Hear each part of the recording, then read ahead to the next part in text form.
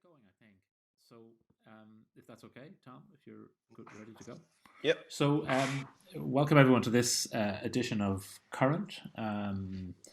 And today I'm delighted we're joined by Tom O Brien and St John Walsh, both of whom are doing very interesting work in practice and also involved in teaching in UCD and elsewhere. And what we're going to have is a talk from Tom and a talk from St John, a short talk from each of them, talking about aspects of their current or recent practice. I think in both cases there'll be a focus on one or two projects in particular. And then the hope is to open it out to a conversation between Tom and St John and between Tom and St John and the audience. So I hope looking forward to that. So without further ado, I'd like to introduce just Tom O Brien of TOB Architects. Tom is a design fellow in UCD architecture, teaching, well, it's taught in many parts of the school in first year at the moment, and has a practice that has attracted a lot of acclaim, a lot of attention in recent years, doing very interesting work.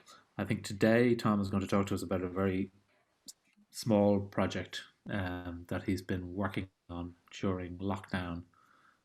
So Tom, over to you. Thanks, Hugh. Hi, everyone. I'm going to talk about a small project that I've been kind of coming and going to over the course of 2020, and it's still unfinished. It's down home on the farm in Tipperary, and it's effectively a stile and a kind of a bit of a wall to end a passageway and make an entrance into a field. And I was trying to think of a way of showing it to students, I suppose, were particularly on my mind, and to try and engage with you kind of creatively and not kind of, or to do my best to try and not reduce it to kind of just its observable attributes or end up in a discussion of its technical kind of attributes. And I suppose to try and talk about it poetically and to maybe convey to students that a project of any size is actually, even if it's ostensibly small, is actually infinitely large.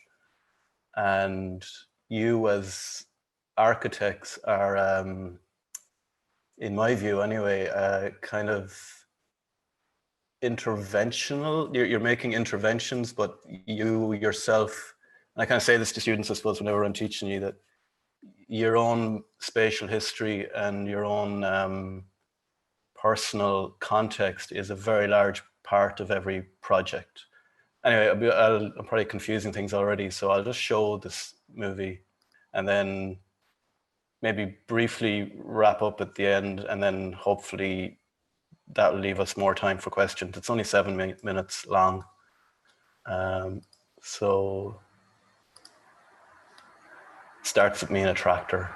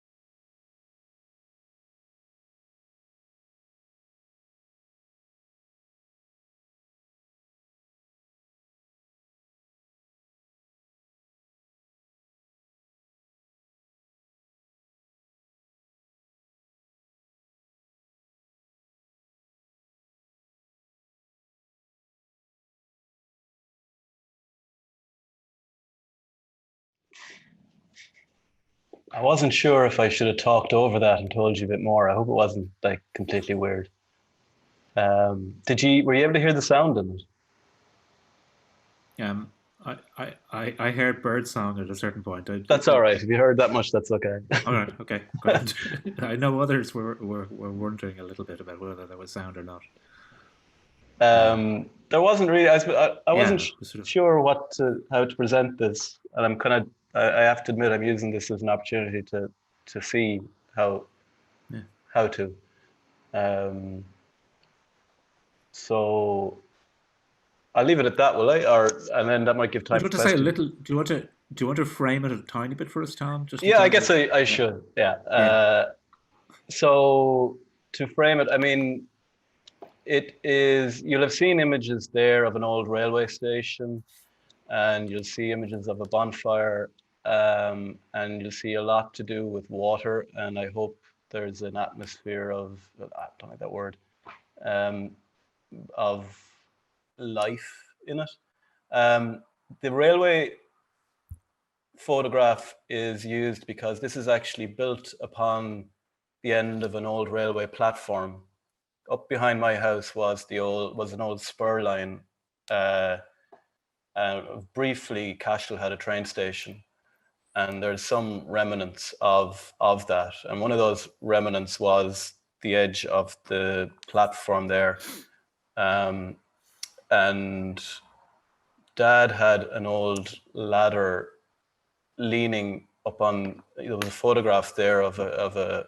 You could see the edge of the platform, and then there was an old, what I always thought was a ladder leaning against that was kind of the style into the field, but actually it was a kind of a cart. It was the frame off of a cart for two people to bring. It would have just had two wheels in the center and kind of flat at the top, like you'd see in an old Western movie or something. So I've kind of remade a section of wall along the edge of the platform, using the edge of the platform as a foundation. And I'm remaking the ladder part, which you would have seen there, which, interesting, the timber from that actually came from old, this really, really old, I think it's teak timber that was brought into the country in early Free State to make tracks across the bog. They would have had them all pinned together and laid them down for the machinery to move over the bog. That subsequently, Bord and Mona sold it all off at some point, ended up being a bridge over a drain down the end of our field, fell into the drain. Dad took it out of the drain, is now being reincarnated into a ladder to get over a wall. And then there's a trip to the quarry because I suppose I've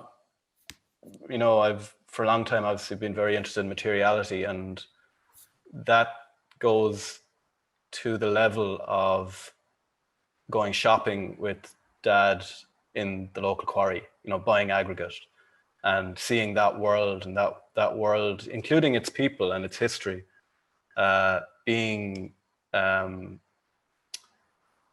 you make all these interventions, and then they become matter. They become solid, like they become concrete in this instance. And I guess the video is an effort to try and express that. Yeah, which I think it does really well. Thanks. At least as far as I could. Yeah, I thought it was a really, what would you say, compelling and effective way of introducing a project. So in a way, you didn't really need to say all that at the end, but I'm glad you did as well, because I think it gives us more to talk about. If it's okay, we'll go, Sinjin, can we go to you? I'm guessing there's a connection of sorts there in timber. I mean, I know there is.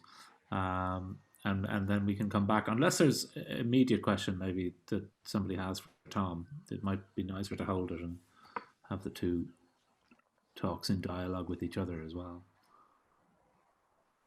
So I think we'll go to Sinjin. So Sinjin Walsh has also been teaching in UCD, and he is in practice with Gillian Brady as Alder Architects, having previously practiced in London with AY and also in with Donahue Diamond for a number of years. And St. John is also engaged in research at the moment in the school with Beth Shotton on timber, which I have to confess I don't know a lot about that work, so I'm really looking forward to hearing a little bit more about it. So St. John, can I hand over to you and maybe ask you to give your presentation? Thanks, Hugh. Yep, I will. I'm sorry, it's going to be a much more familiar presentation method. Counterpoint, it's a counterpoint. But thanks, Tom, for that. It's a beautiful video. Can you see that? Yeah. Presentation. Oh, you've got pie charts as well. Oh, this is okay. Yeah. I've gone whole hog. Yeah. I suppose what I'll, again, much like Tom, I've been thinking about how to represent the work that we're undertaking at the moment. On the one hand, I'm undertaking a master's, as Hugh mentioned, so I'm also a student working in UCD on design for disassembly and reuse, which is part of an international research project with partners in Sweden and Slovenia and exotic places like that. And then in tandem, or as a consequence of that, I'm also curating an exhibition with an Estonian practice, which was came through which the IAF in Ireland and the Estonian Centre of Architecture are organising. So I guess the research project led to the curatorial project, and maybe practice led to both of those. So in a way, it's just to show how maybe research that's undertaken in the school might lead to aspects in practice and feed that they would be mutually beneficial. So I'll move fairly quickly through it. I'm going to begin with the research project, just to give you a taste of what we're looking at. And then just because the exhibition has been postponed, I'm just going to just give as well a little taster of that, so people can see what maybe to expect next year when we all get back to enjoying life. So the focus of our study has been on the disassembly and reuse of timber, particularly to do with timber frame construction and how that can be improved. Really, it's trying to look at this in an extremely pragmatic way. We have undertaken an analysis of current construction methods, the amount of timber within existing construction. So looking at the typical building types in Ireland and just seeing how much timber is in these buildings. There are two types of reuse potentially from buildings that haven't been designed for reuse, and reuse from buildings that have been designed for such. So an example of our inventory that we created was one of the buildings was a bungalow, which I'm actually in at the moment, but looking at specifically at the scale and size of the timbers, across a range of eras, we studied the buildings, the housing that was made, and the timber is remarkably consistent. And it's largely 1.5 inch by 4.5 inch timbers, which make up the roof structures. Some of our partners are looking to reuse timber from existing structures in there, in panels, for instance. So that is feeding into their research and is also informing maybe how we begin to think about designing for reuse in the future. So this is an example of an inventory of the timber that we're putting together in an existing building, and just, I guess, talks about the quantity. We were very surprised at how much, in a way, the significant amount of timber in an typical Irish sort of mid-century house, because, and also that the timber within that structure is very well protected by the masonry outer leaf. I think probably a lot of us consider buildings in Ireland to be, have an awful lot of masonry rather than timber, but actually it's can be surprising how much timber is in them. And then in practice, I suppose I have been the research is being undertaken in tandem with that. So I'm analyzing demolition practices. So this is a building on the left, as this roof is being removed. So we've liaised with a demolition contractor to see specifically how they're demolishing buildings and taking them apart, and whether those practices can be improved. What are the factors influencing their methods? Cost, waste, environmental regulations, all of those aspects have a major impact, and make the feasibility of reusing and reclaiming materials. It's really has a huge impact on that. If it isn't cost effective for somebody to take a building apart easily, then in all likelihood virgin materials will be used. So it's really trying to look at that factor. Just some doors from an office fit out I was working on the right, which were very nicely made joinery doors, but were being stripped out after only a few years use and may not be reused. And then how contractors actually want to demolish buildings. That truss structure on the previous slide, which I showed, was just pulled down with a large grabber, despite the timber as well being very high quality. As part of the project, we have, I suppose, developed a tool which will make, it's based around an Excel spreadsheet, which will, it's for use by designers. So it's based on the RIBA project stages, or the work stages, and allows architects to very easily make decisions to do design and reuse. It's not so much designing by numbers. I think the idea is that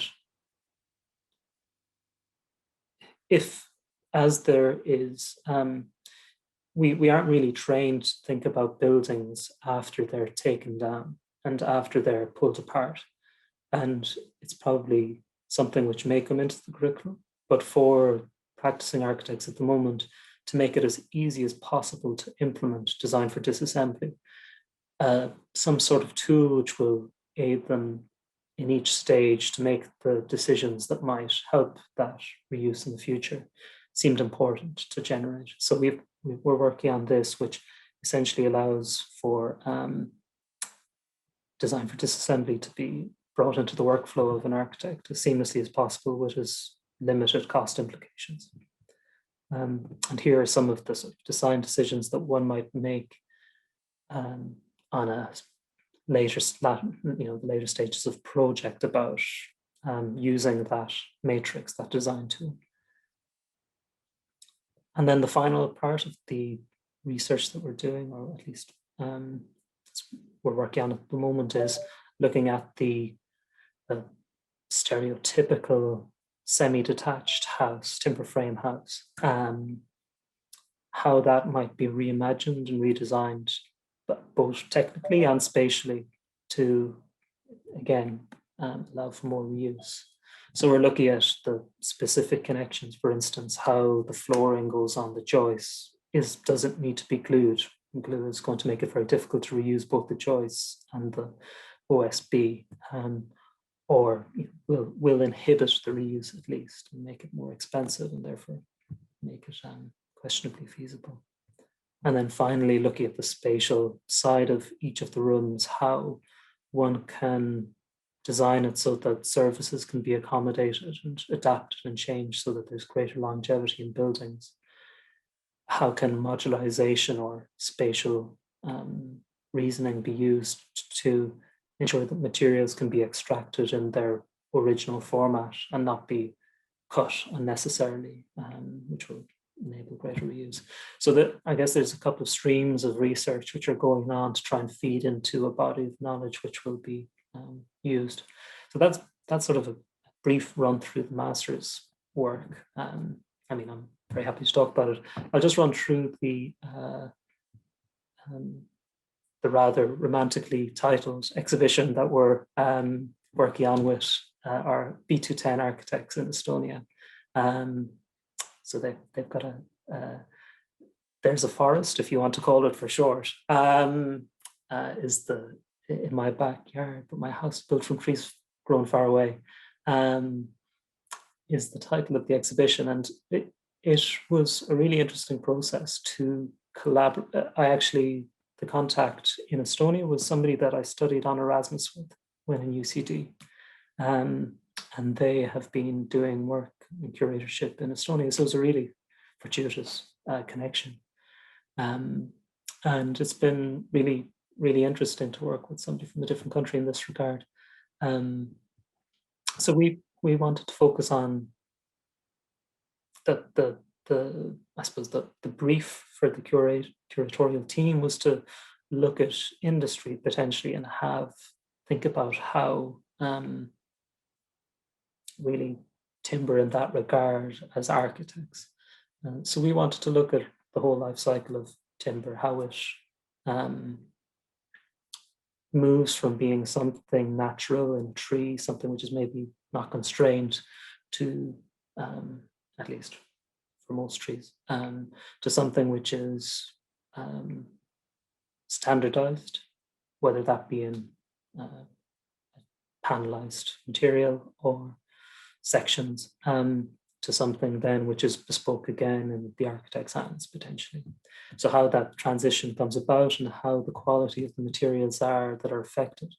We're also interested in the transport, where the timber comes from, that it moves and transports across. Thinking about how we as Irish people think about forests is quite different potentially to how Estonian people do and their conception of what a forest is. A lot of the timber that are in this house here, this bungalow, is probably from the Baltic states, maybe from the Nordic countries. It's not Irish timber. So that idea that there's this flow of timber coming from a place, proximity and value, the idea again of standardization, how one extracts timber from trees, what are the constraints? Are we forming trees by the standards, or should the standards be forming themselves to the shape of trees and things like that? Why? There are reasons for this, and maybe there are excellent reasons, but we wanted the participants in the exhibition to really question that and to leave quite an open question about how and why things are the way that they are. Exchange became very important because of the time that we were in, and the idea of communication between different parties in different countries. So one aspect of the exhibition is, and reuse, I've spoken about reuse, I won't go into it, but one aspect of the exhibition was that we partnered an Irish practice with an Estonian practice. So they are essentially working together on exhibition pieces. Obviously, their entire communication would normally be through Zoom, so we felt it was very important that we try and have some sort of physical connection or some sort of tangible connection between the two parties.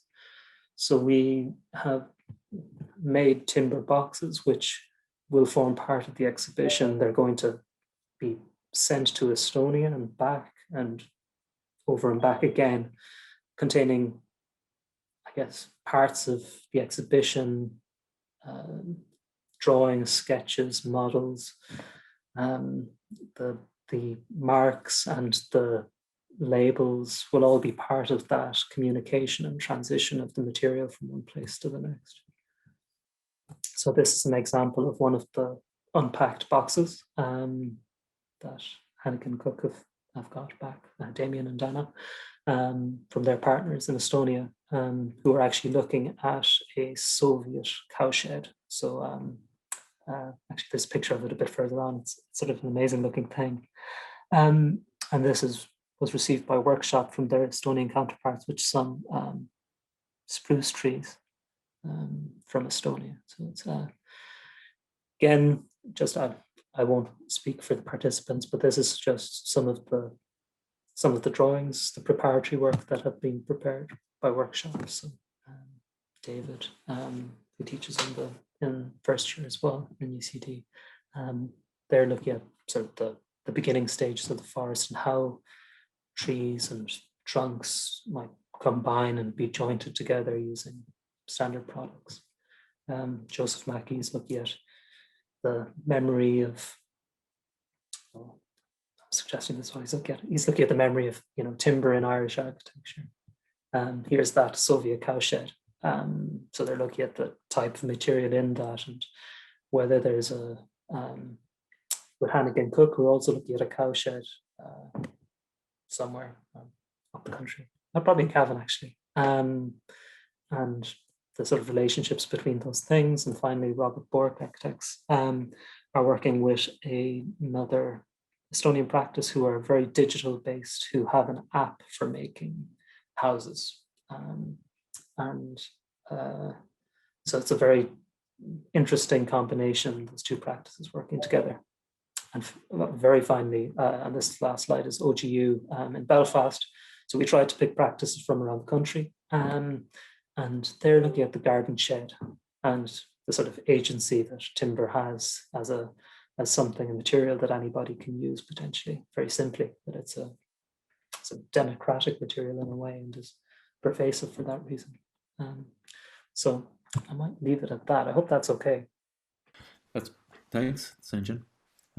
That's more than okay. You've muted yourself. Oh, you're back unmuted. Yeah, no, it's nice to end on a garden shed always. I think that's actually there was quite a nice. I think quite a lot of commonality between the two presentations. Not least kind of an interest in timber, I guess, but just also an attention to the specifics of, let's say the cultural role of a particular material, or the part it plays in a culture, a particular culture at a particular time. So that was one of the things that we might maybe pick up on. I suppose I was struck in looking at the two presentations that, and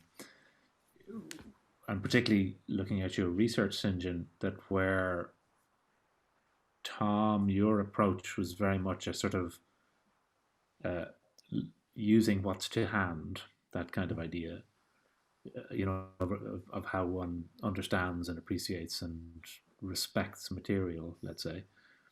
Whereas St. John, yours was maybe more about trying to understand the sort of the material at a strategic level. You have the term strategic and tactical at the top of your spreadsheet, I noticed, as if to say that you need to, you know, in order really to think about this material and how we use it, one needs to move beyond the immediate and understand how it works as part of a system, how it's moved around, how it's produced, how it's then subsequently falls into obsolescence, demolished, etc. I don't know. Now that's probably an unfair distinction, I think, because in the second part of your talk, it came around much more to a sort of looking at particular, as I say, particular places, particular uses of timber. So maybe in the first instance, I might ask you to respond to each other's talks and what you found in them in those terms. I mean, I'm very much of, I think I've thought about making videos like that Thomas made before as well. Well, not quite, but I find that, you know, I'm also interested in that, the edges of things, and where things become a bit blurred at the edges, and where you're trying to reform them and make them back together. So I think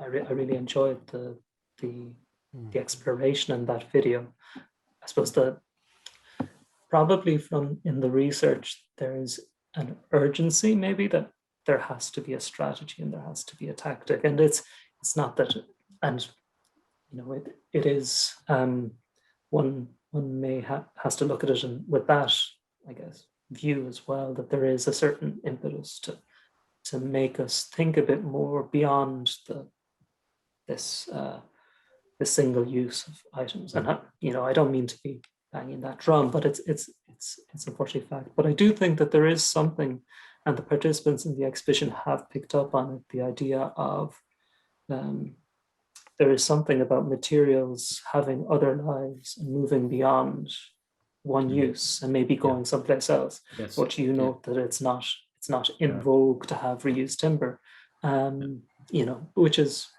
maybe a fair point. But I do think that there is something intangible maybe about that other life that material can have beyond its initial use. Maybe plays into that world. I think both, and I'm sure, and a lot of architects now are like the commonality I see between the two of them is an effort to think ecologically, I suppose, or to recognize that materials are, like in your presentation, there's an understanding that they are, you know, they're tied to market, they're tied to trade, they're global, that a tree isn't necessarily just a tree. And I think in my own way, even with the trip to the quarry, I'm trying to maybe show that similar, or to similarly acknowledge that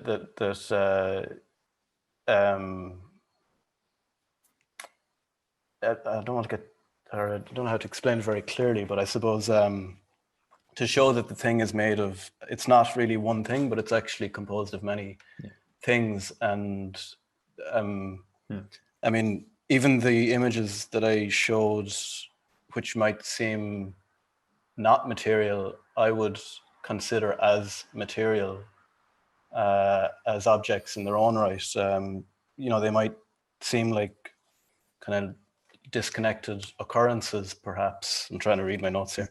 But you knew this was going to come up, right? Well, I mean, it's the point of why I suppose I try. Yeah, I'm trying to get my pitch in.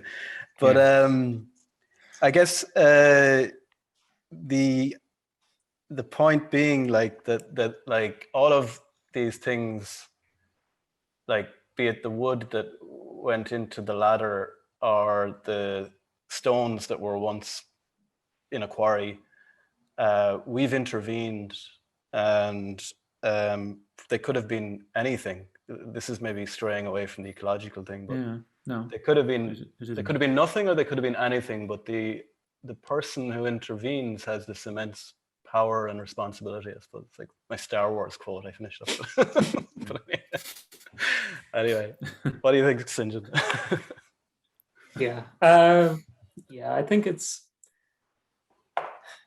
I mean, that what you're doing there was such a place, you know, that the gravel being put into the back of the trailer and going a couple of miles down the road is, you know, a very powerful thing just in that regard. I mean,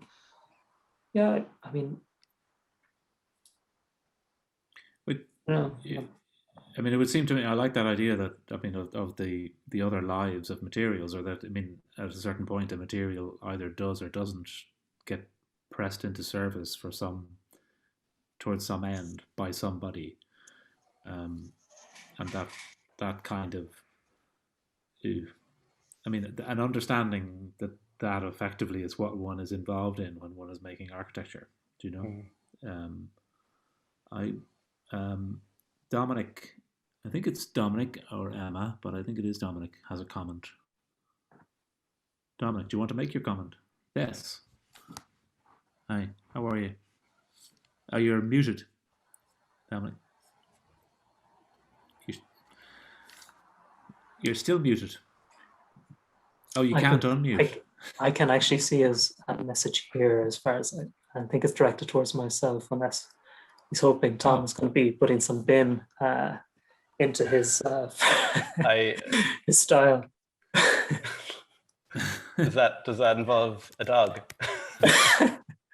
I think that for sure we are looking at maybe not GIS, but certainly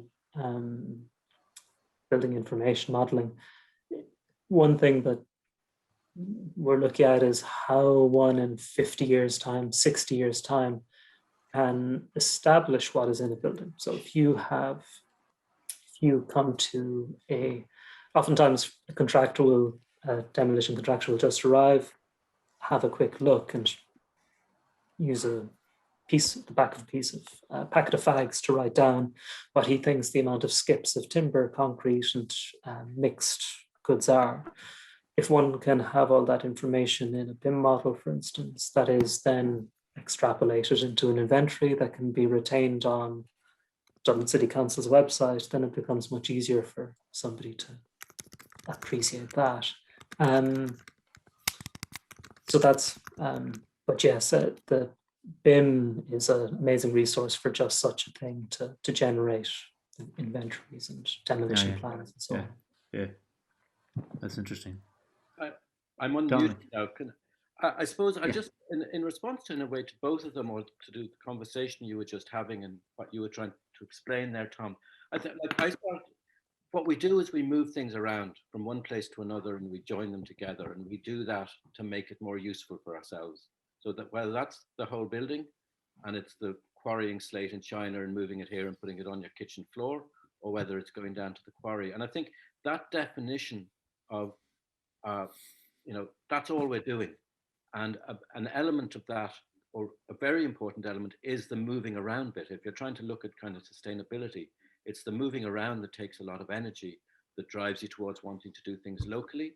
And I suppose, Tom, your kind of engagement with vernacular culture of using what's close to hand and reusing it, and an enjoyment of the story of the piece of timber that was bought and then became a bridge and then fell into the water and then was lifted out again. And I think that part, that act of the narrative of construction is always really intriguing. But I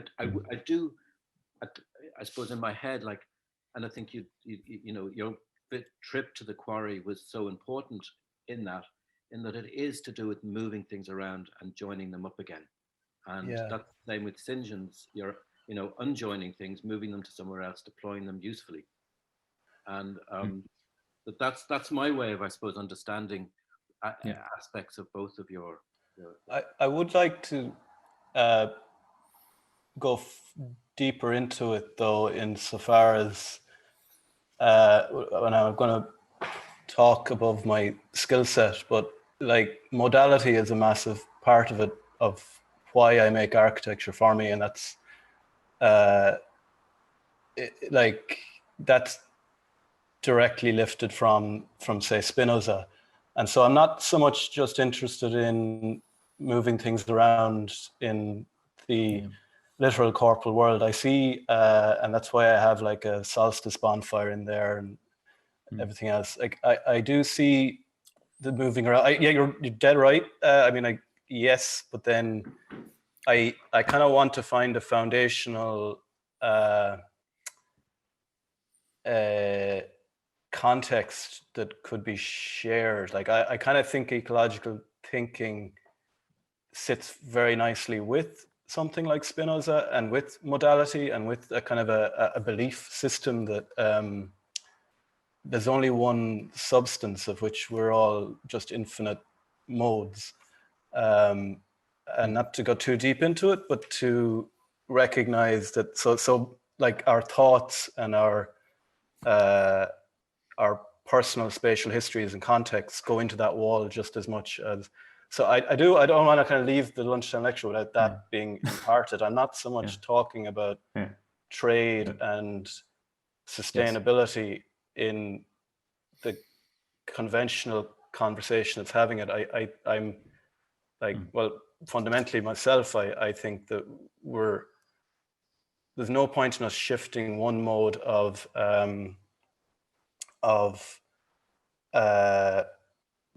production or whatever to just another one.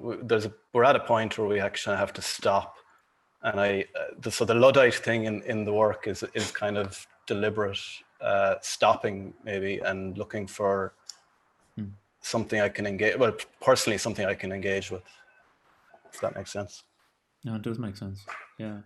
And I think that came across very clearly, that interest in modalities, as you say, in the video, which was very, because it can establish equivalences I think in the way that yeah, pairing images and it avoids defaulting to the technical discussion or the discussion of it as just what's observable, and letting you talk about it creatively, and letting, I hope students then can see that, like, you don't have to know everything, and the technical discussion and the expertise discussion is really dangerous in that regard. And I think we, as architects, we have a tendency to go there too quick. So not knowing everything, you can kind of put things, like you're making a form and you don't really know what it is yet, but once the form is made, it throws up another possibility. Tom, I know, I mean, you were among a number of people teaching in the school who contributed to a piece of work done by Kate Kelly, a dissertation about looking at construction photography. Oh yeah, did she finish that? She never, I never saw that. No, okay, you have to get on to her. Kate, if you're there, I want to see that. I don't think she's on this, but I will tell her. I did tell her to send it back to the people anyway. But it is a very interesting piece of work. But it was interesting in that you were talking about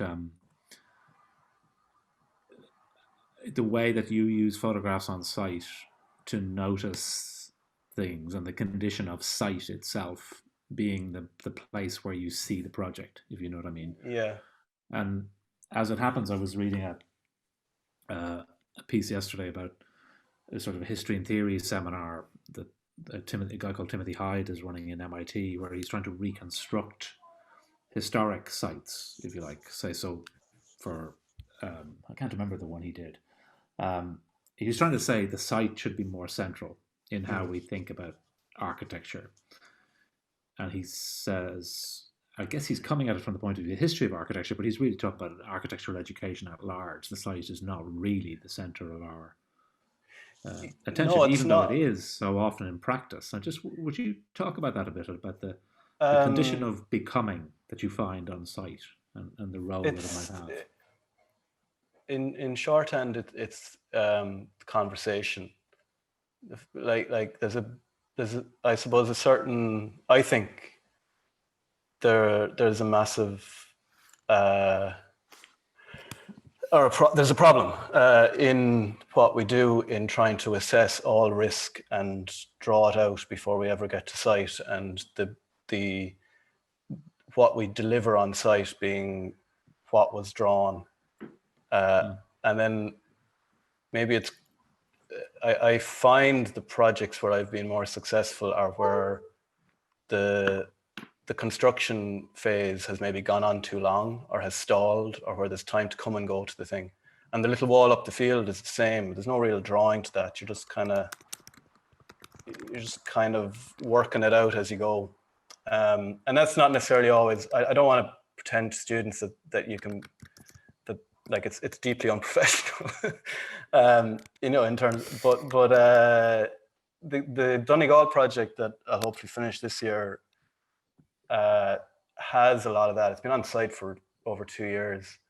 And so there's been time, and then it's an old building. So it's the reuse of an old building, which just it has thrown up these situations that have to be negotiated. And, you know, it's the conversation with the contractor up there, and the fact that we get on, rather than me coming in as with my expert hat on, just telling them how to do it, I think are crucial.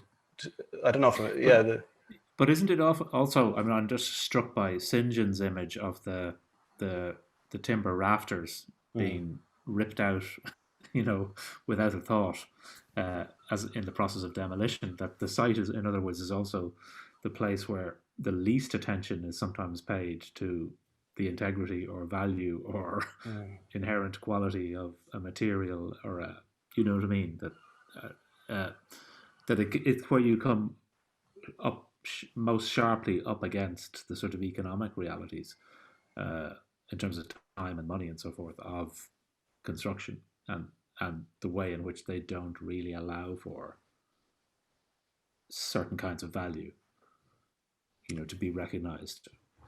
Maybe that's a question, St. John, by the way. Well, sorry. Well, I think it probably comes back to how our services are valued, maybe. I mean, it would be lovely to spend time to think and bring out the value of those materials and those things, but sometimes I feel like I'm under such pressure time-wise to I mean, it's one of the things that has been sort of wonderful about in one of the few wonderful things about the lockdown, and the thing is that there's been a certain amount of time just to step back.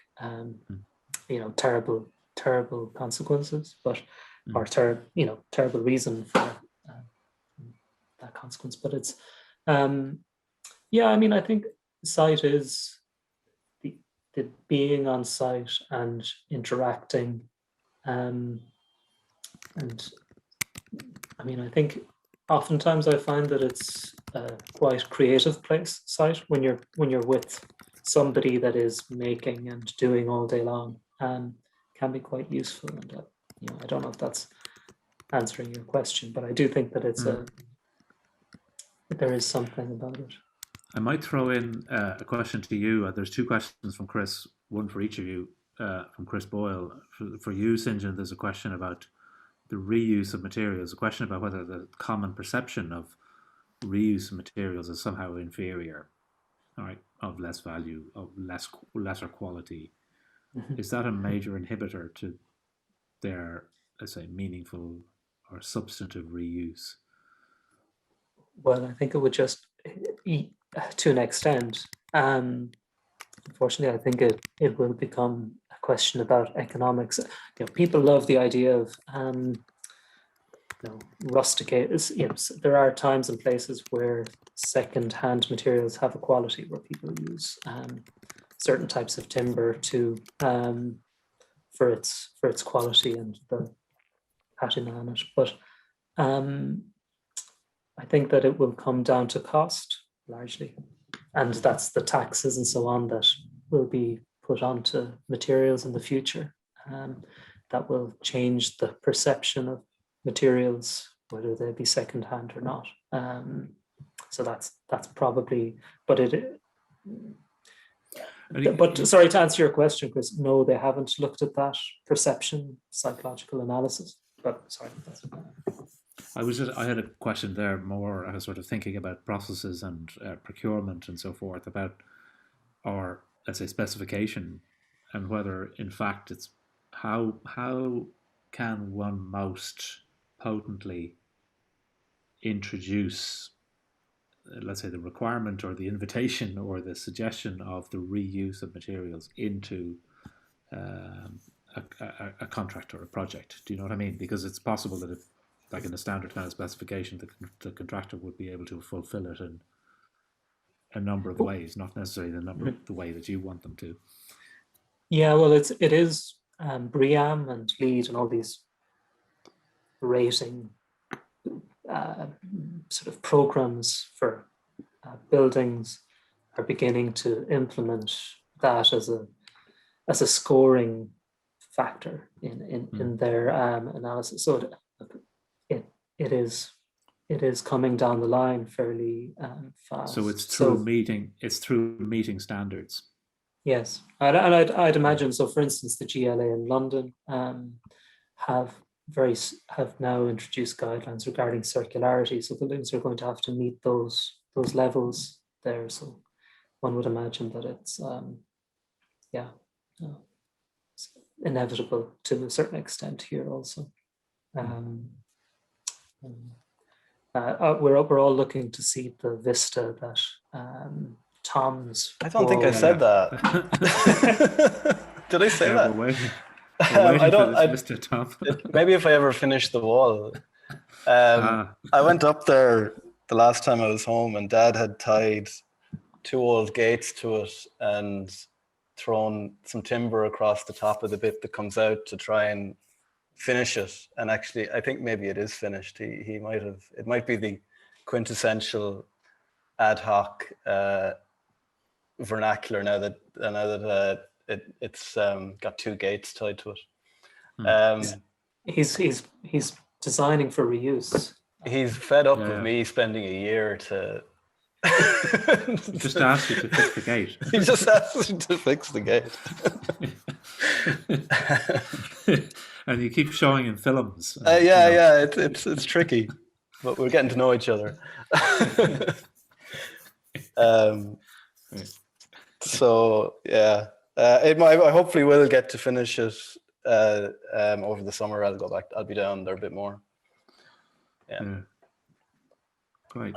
Are there other? I'm conscious of time. We've got about maybe 5 minutes or so to run. If there are more questions from people, it actually strikes me. We had a previous couple of weeks ago. We had Stephen Tierney and Alan Meredith on, also talking about timber largely in different ways. And it strikes me that there's actually a sort of, well, and of course, St. John, you've got a number of interesting practices working with you on that exhibition. So, I mean, there's what am I trying to say? There seems to be a set of intertwining interests at play across Irish architecture. It's shocking that like timber like that would be, stripped out of a building and broken and left unusable. I mean, as much incentives or penalties could be imposed, but until people actually have an actual value on it, like beyond its price, I suppose. Oh, that's the thing. Yeah. Like I'm doing the conservation course at the moment, and it just kind of struck me that some of the specifications written for conservation projects might be interesting to you, St. John, insofar as like at the start there seems to be you write a narrative. Like there's an approach that's not like BIM or not not an inventory technical that might create value. It depends on our value system, though. I think, like I suppose my point being that I think the minor changes that will be made within this system are not going to get us there anyway. That the whole system has to change. It's actually. I mean, there's a question from Doug about pleasure versus efficiency, and actually, it strikes me.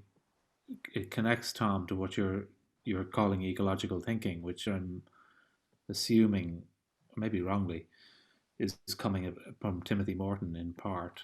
I haven't read Timothy Morton. No, I'm avoiding it. Okay. Kind of. I just go to Spinoza and and maybe a bit of the Three Ecologies. Guattari's book I'd recommend to students in terms of that, because that predates Morton and others.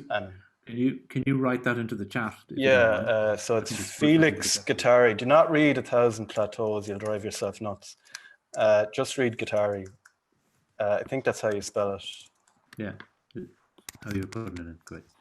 But I suppose I was thinking about what Timothy Morton talks a lot about, the need for, in a way, it is the sort of need for pleasure, or the need for, I mean, that guilt, or even the kind of the sort of quantification of waste is not a useful tool in addressing it, because the ethics. I mean, Spinoza's ethics is that point, is that if you rely on a kind of a morality, like an idea of the world where God is a king and he tells you what to do, and the world is your bounty, we're gootered.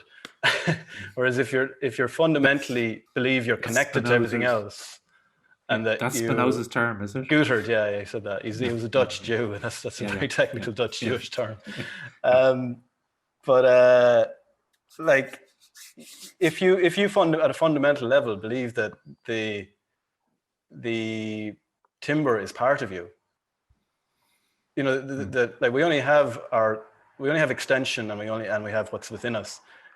And I suppose that ecological view does not place you at the center and separate to everything. It places you as part of everything. And if that's bought into, then you can't throw away the timber, because you're throwing away a bit of yourself. Yeah.